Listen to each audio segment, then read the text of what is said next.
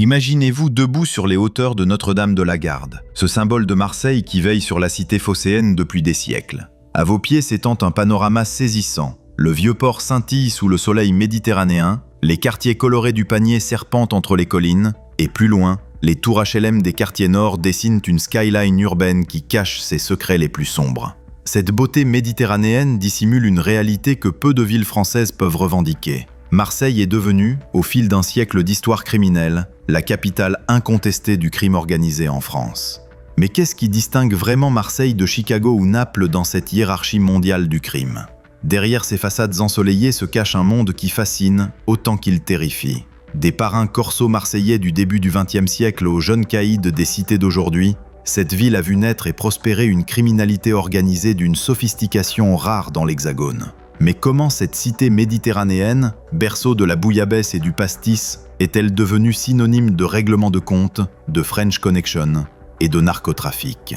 Cette histoire plonge ses racines dans la Belle Époque, traverse 2 guerres mondiales et nous mène jusqu'aux affrontements sanglants qui ensanglantent encore aujourd'hui les rues marseillaises.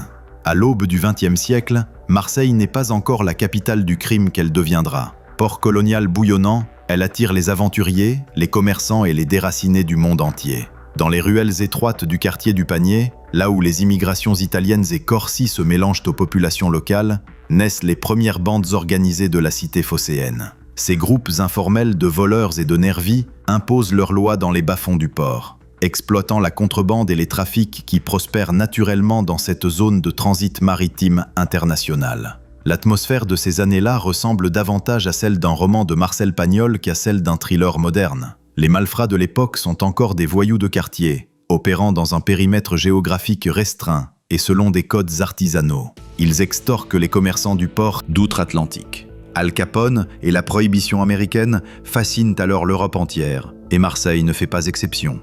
Les journaux relatent quotidiennement les exploits du roi de Chicago, ses méthodes d'organisation, ses profits considérables, sa capacité à corrompre policiers et politiques. Cette fascination pour le modèle américain va littéralement révolutionner la mentalité criminelle marseillaise.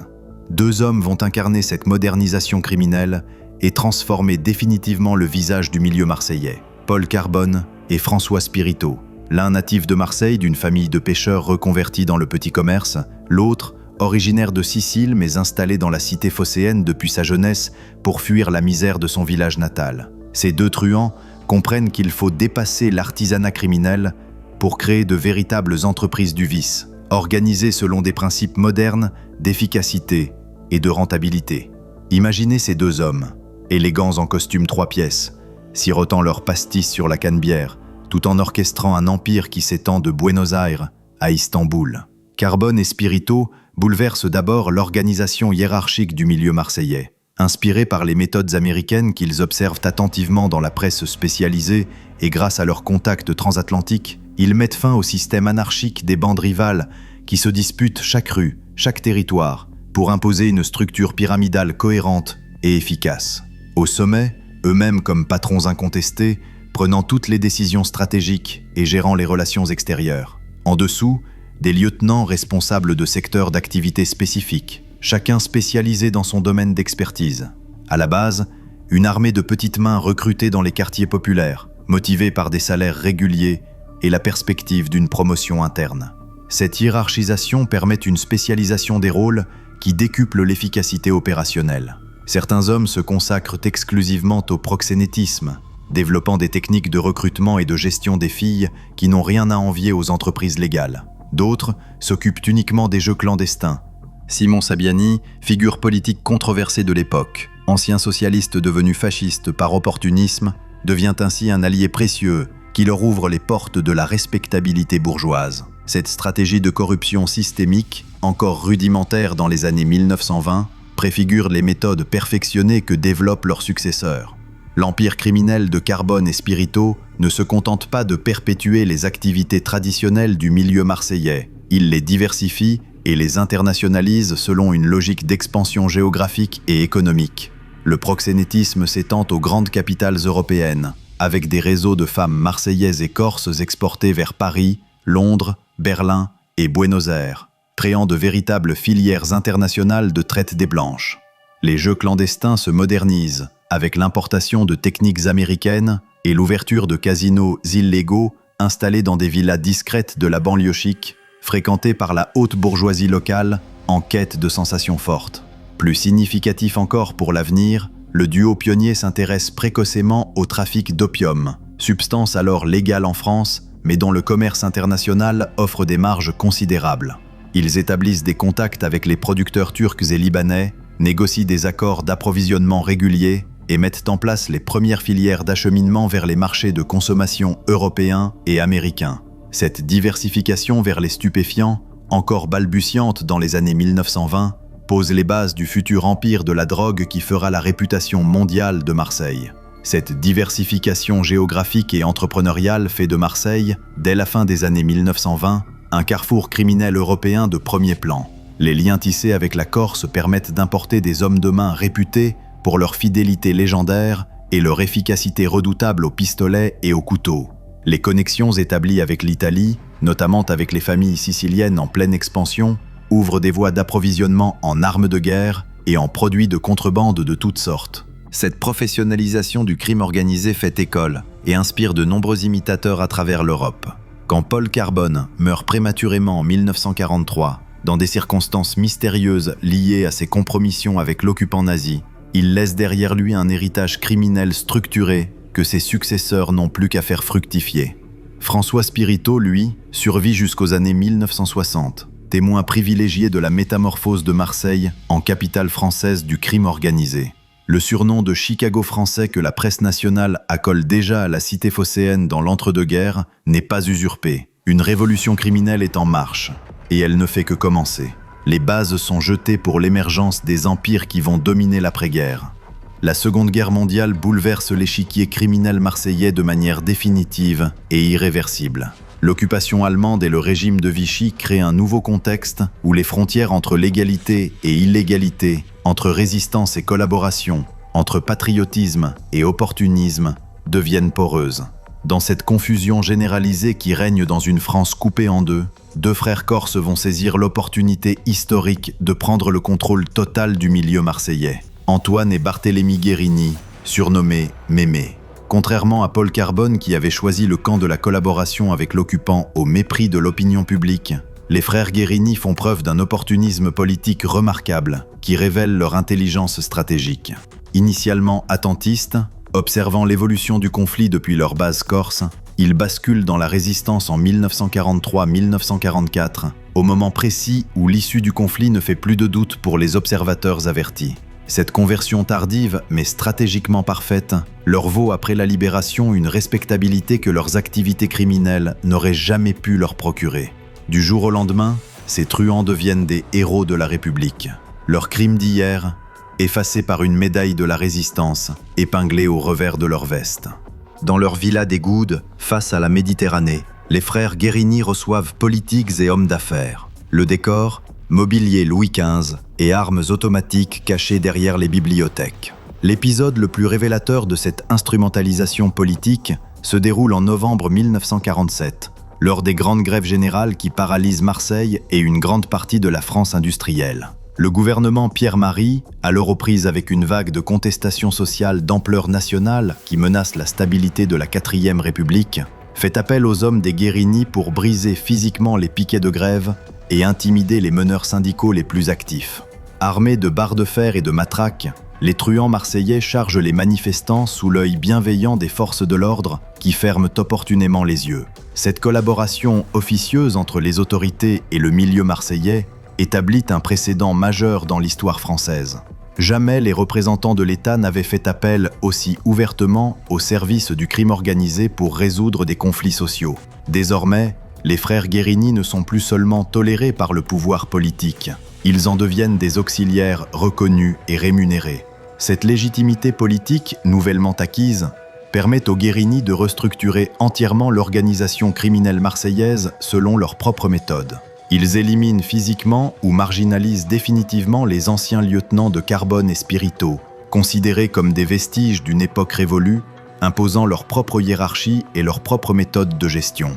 Leur innovation majeure consiste à établir un système révolutionnaire de franchise criminelle. Plutôt que de tout contrôler directement depuis un centre unique, Ils autorisent d'autres groupes à opérer sur le territoire marseillais, moyennant le versement d'une taxe régulière et le respect de règles strictes de non-concurrence. Cette approche managériale transforme Marseille en une véritable plaque tournante du crime organisé méditerranéen, selon des principes quasi entrepreneuriaux. Les jeux clandestins respectent des calendriers précis pour éviter la concurrence destructrice. Le racket des commerçants suit des barèmes établis en fonction du chiffre d'affaires de chaque établissement. Cette rationalisation administrative du crime organisé fait de Marseille un modèle d'efficacité criminelle, étudié et imité dans toute l'Europe. Mais c'est dans le domaine du trafic international de stupéfiants que les frères Guérini vont définitivement révolutionner le crime organisé français et accéder à une dimension mondiale. Profitant de la position géographique stratégique de Marseille, porte d'entrée méditerranéenne naturelle de la France métropolitaine, ils organisent l'importation systématique d'opium brut en provenance du Proche-Orient et d'Asie du Sud-Est. Les réseaux établis pendant la guerre avec les producteurs turcs et libanais facilitent cet approvisionnement régulier qui arrive par cargaison entière dans les entrepôts du port autonome. Plus novateur encore, ils installent dans la région marseillaise les premiers laboratoires clandestins de transformation de l'opium en héroïne. S'appuyant sur l'expertise de chimistes locaux formés dans l'industrie pharmaceutique légale et attirés par des rémunérations exceptionnelles. Ces laboratoires, dissimulés dans des villas bourgeoises de la banlieue ou des mâts isolés de la campagne provençale, emploient des techniques de raffinage d'une sophistication inégalée en Europe. Le matériel utilisé provient directement des laboratoires universitaires ou des entreprises pharmaceutiques locales, détournées grâce à des complicités soigneusement cultivées. Joseph Césari, surnommé Monsieur 98% en raison de la pureté exceptionnelle de sa production, devient rapidement la star incontestée de cette industrie naissante. Installé dans une villa discrète de la banlieue marseillaise, protégée par de hauts murs et gardée par des hommes armés, son laboratoire clandestin produit une héroïne d'une qualité inégalée en Europe. Chaque semaine, plusieurs dizaines de kilogrammes de poudre blanche d'une pureté extraordinaire sortent de ces alambics perfectionnés. Les réseaux établis par les Guérini exportent méthodiquement leur production vers New York en utilisant des techniques de dissimulation de plus en plus élaborées et créatives. Les doubles fonds de voitures de luxe importées depuis l'Europe permettent de transporter plusieurs kilogrammes de drogue pure lors de chaque traversée transatlantique. Les containers maritimes truqués, équipés de compartiments secrets indétectables aux contrôles usuels, acheminent des quantités industrielles. Les courriers humains, équipés de prothèses spéciales ou de sous-vêtements modifiés, transportent régulièrement des quantités plus modestes, mais avec une sécurité maximale. L'organisation de ces filières d'exportation révèle une sophistication logistique remarquable. Chaque envoi fait l'objet d'une préparation minutieuse impliquant des dizaines de complices répartis entre la France et les États-Unis. Les laboratoires marseillais sont connectés en permanence avec les réseaux de distribution new-yorkais grâce à un système de communication codé qui anticipe les techniques modernes de cryptage. Les livraisons suivent des calendriers précis, coordonnés avec les mouvements des navires commerciaux et les disponibilités des équipes de réception américaines. Vers la fin des années 1950, les statistiques de production atteignent des niveaux vertigineux qui transforment Marseille en véritable capitale mondiale de l'héroïne. Environ 600 kg d'héroïne pure quittent chaque mois les laboratoires marseillais à destination du marché américain, représentant une valeur marchande de plusieurs dizaines de millions de dollars. Cette production massive représente alors près de 80% de l'héroïne consommée aux États-Unis, faisant de Marseille le centre névralgique absolu du trafic international de stupéfiants. La French Connection, comme l'appellent plus tard les autorités américaines, est définitivement née et règne sans partage sur le marché mondial. Les profits générés par ce commerce sont colossaux et transforment radicalement l'économie souterraine marseillaise ainsi que la physionomie sociale de la ville. Les frères Guérini et leurs associés deviennent des personnages incontournables. Ils possèdent des restaurants réputés sur le Vieux-Port, des hôtels fréquentés par la bourgeoisie locale, des sociétés de transport qui facilitent leurs activités illégales, des entreprises de BTP qui recyclent une partie de leurs profits. Cette intégration dans l'économie légale leur procure non seulement des revenus complémentaires, mais surtout une respectabilité sociale qui les protège efficacement des investigations policières.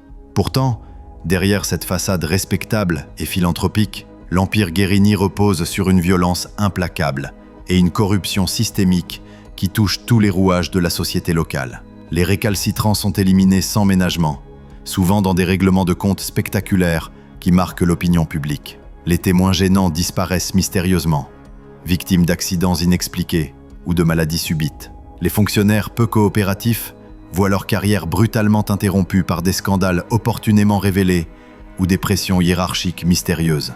Cette méthode de gouvernance par la terreur, tempérée par la générosité publique et les largesses politiques, préfigure parfaitement les techniques modernes du crime organisé international. L'influence des Guérini dépasse largement les frontières marseillaises pour s'étendre à l'ensemble de la région Provence-Alpes-Côte d'Azur. Leur réseau de corruption touche la préfecture, les commissariats, les tribunaux, les administrations fiscales et douanières. Cette toile d'influence leur assure une impunité quasi totale qui durera plus de 2 décennies et inspirera tous leurs successeurs dans l'art de corrompre les institutions républicaines.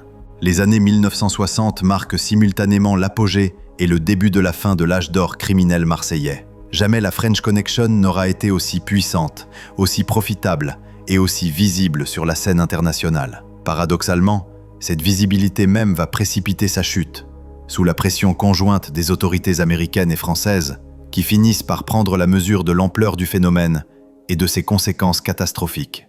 L'Union Corse, alliance informelle des principales familles criminelles insulaires renforcées par leurs alliés marseillais, structure l'ensemble de la chaîne depuis l'approvisionnement en opium brut jusqu'à la distribution finale aux États-Unis. Chaque maillon de cette chaîne obéit à des règles strictes de sécurité et d'efficacité. Les importateurs turcs et libanais livrent l'opium brut aux ports méditerranéens français, selon des calendriers rigoureux. Les chimistes marseillais, véritables artistes de leur profession, formés dans les meilleures écoles techniques, transforment cette matière première en héroïne d'une pureté exceptionnelle, dans des laboratoires équipés comme des installations industrielles modernes. Les transporteurs, équipés de véhicules spécialement aménagés par des garagistes complices, acheminent la marchandise vers les ports de départ transatlantiques, en suivant des itinéraires soigneusement étudiés pour éviter les contrôles policiers. Enfin, les distributeurs américains, souvent d'origine sicilienne ou corse, bénéficiant de la solidarité communautaire, écoulent la drogue sur le marché new-yorkais, grâce à des réseaux capillaires qui touchent tous les quartiers de la métropole américaine. Cette internationalisation du crime marseillais transforme complètement la géographie criminelle européenne et place la cité phocéenne au centre des trafics mondiaux. Marseille n'est plus seulement une place forte du grand banditisme français, elle devient le centre névralgique d'un réseau criminel transcontinental qui rivalise directement avec les organisations mafieuses traditionnelles siciliennes ou napolitaines. Les parrains marseillais entretiennent des relations diplomatiques régulières avec leurs homologues siciliens de New York, négocient d'égal à égal avec les fournisseurs turcs d'Istanbul et collaborent étroitement avec les trafiquants libanais de Beyrouth, créant une véritable internationale du crime organisé.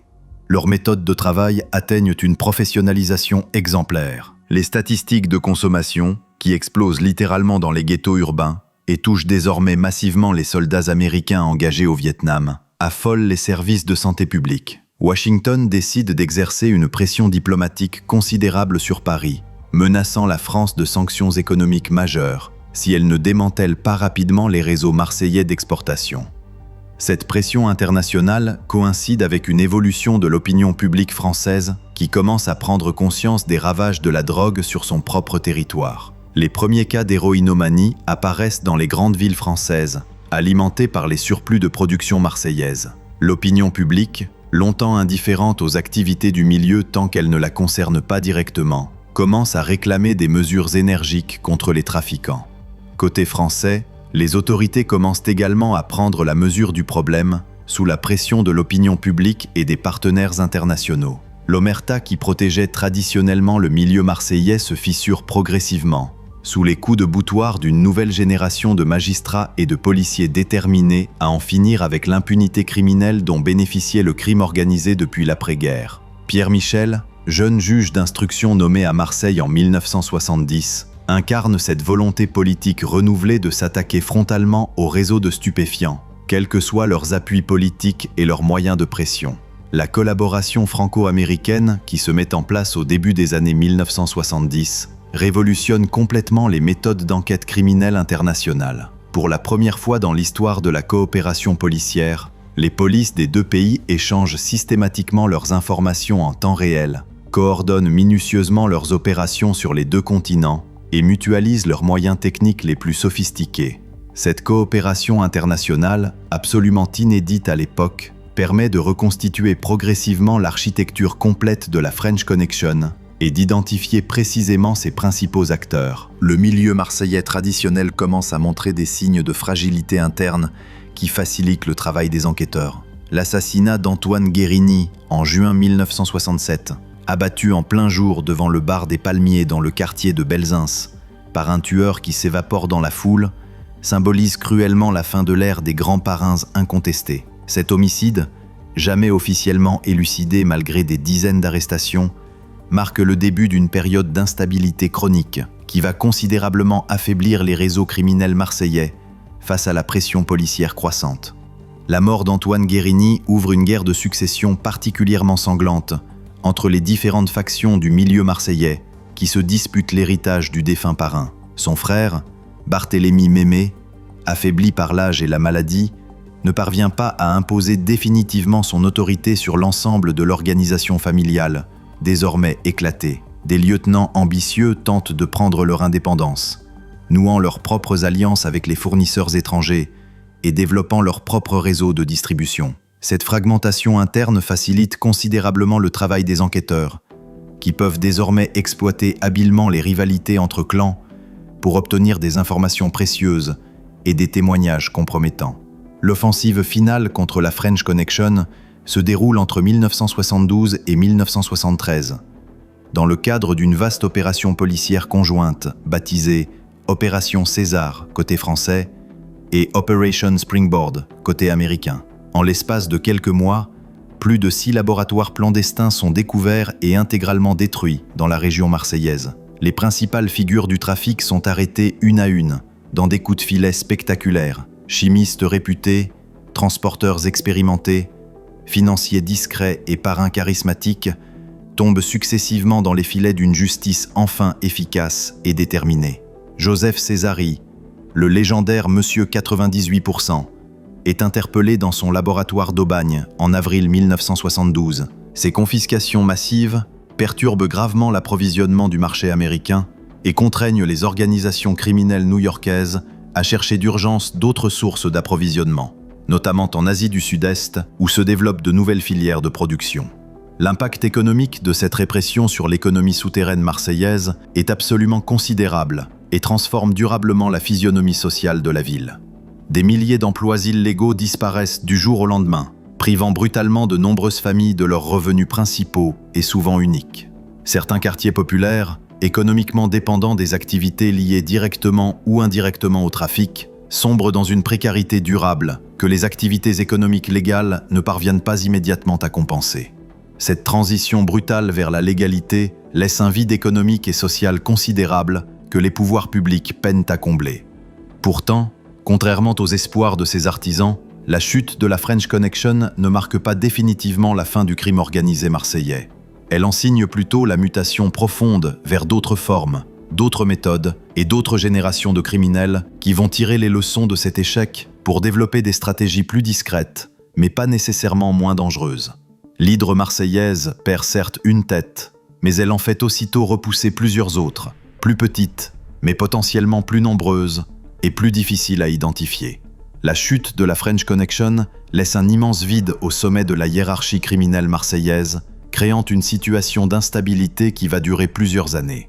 Ce vide va être progressivement comblé par une figure emblématique qui va marquer profondément les années 1970 de son empreinte, particulièrement sanglante. Gaëtan Zampa, surnommé Tani par ses proches.